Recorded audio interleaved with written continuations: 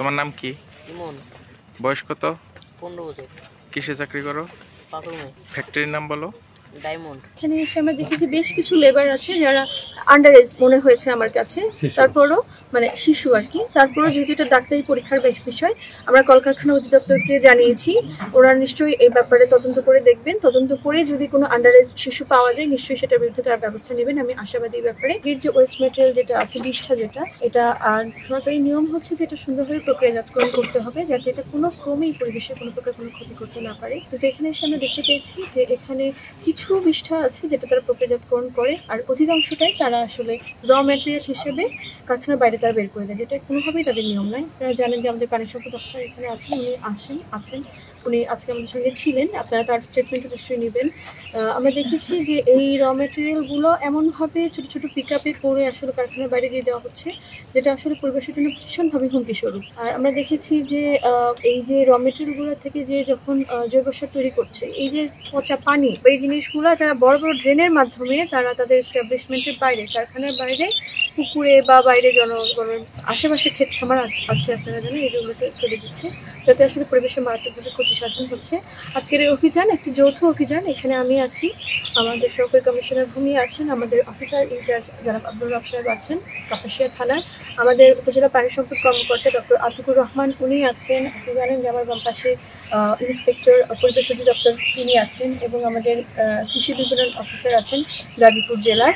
তো এটি একটা কম্বাইন্ড অভিযান। আমরা সবার সম্মিলিত সহযোগিতায় আমরা অভিযানটা পরিচালনা করেছি। আমি আপনাদের সবাইকে অসংখ্য ধন্যবাদ। 4 লক্ষ টাকা জরিমানা হয়েছে, দুটি পৃথক মোবাইল কোর্টের মাধ্যমে 4 লক্ষ টাকা জরিমানা করা হয়েছে। আইনে করা হয়েছে ভোক্তা অধিকারী করা। আরেকটি জিনিস আমরা দেখতে পেয়েছি, এখানে এসে আমরা দেখেছি বেশ কিছু লেবার আছে যারা আন্ডার এজ মনে হয়েছে আমার কাছে, তারপরও মানে শিশু আর কি। তারপরও যেহেতু এটা ডাক্তারি পরীক্ষার বেশ বিষয়, আমরা কলকারখানা অধিদপ্তরকে জানিয়েছি।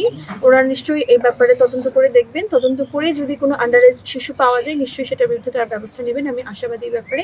এছাড়াও আপনারা জানেন যে কোনো একটি প্রতিষ্ঠান পরিচালনা করতে গেলে পানি সম্পদের একটা লাইসেন্সের প্রয়োজন হয়। তো আমরা দেখেছি লাইসেন্সের যে ক্রাইটেরিয়াগুলো আছে, প্রায় 17টার মতো ক্রাইটেরিয়া, বেশ কিছু ক্রাইটেরিয়া ল্যাক আছে এখানে। এই বিষয়ে আমাদের উপজেলা পানি সম্পদ কর্মকর্তা উনি আরও বিশদে বলতে পারবেন। আপনারা যদি ওনার একটু বক্তব্য নেন খুব ভালো হয় আর কি। আমরা এখানে এসে যেটা দেখলাম যে আমাদের এই যে এক্সের প্রোডাকশনে যে মুরগি পালন করা হয়, তো এটার বিষ্ঠা হয়। তো এই বিষ্ঠাগুলা সঠিকভাবে প্রসেসিং করা বা ট্রিটমেন্ট করা, এটা কিন্তু একটা খামারের যারা রয়েছেন তাদের দায়িত্ব। তো আমরা এখানে যেটা দেখতে পাই যে প্রচন্ড পরিমাণ দুর্গন্ধ, এবং এই যে বিষ্ঠা প্রসেসিং এর যে একটা প্ল্যান্ট আছে, এই প্ল্যান্টের যে প্রসেসিং করে তারা এরপরে যে বর্জ্যটা নিষ্কাশন হয় পানি আকারে, সেটা আমরা দেখতে পাই যে এটা আশেপাশে ছড়িয়ে যাচ্ছে। পাশাপাশি হলো যে দেখতে পাই যে এদের যে বিষ্ঠাটা যে পরিমাণে উৎপাদন হয়, এই পুরোটা এখানে প্রসেসিং হয় না। এটি ম্যাক্সিমামই দেখা গেলো যারা বাইরে সাপ্লাই দেয় আর কি, বিভিন্ন জায়গায়। এটা আমাদের কাছে তথ্য ছিল। তো তারই প্রেক্ষিতে আজকের এই অভিযান।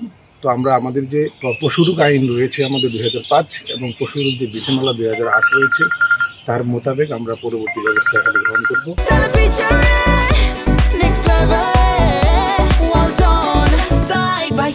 Free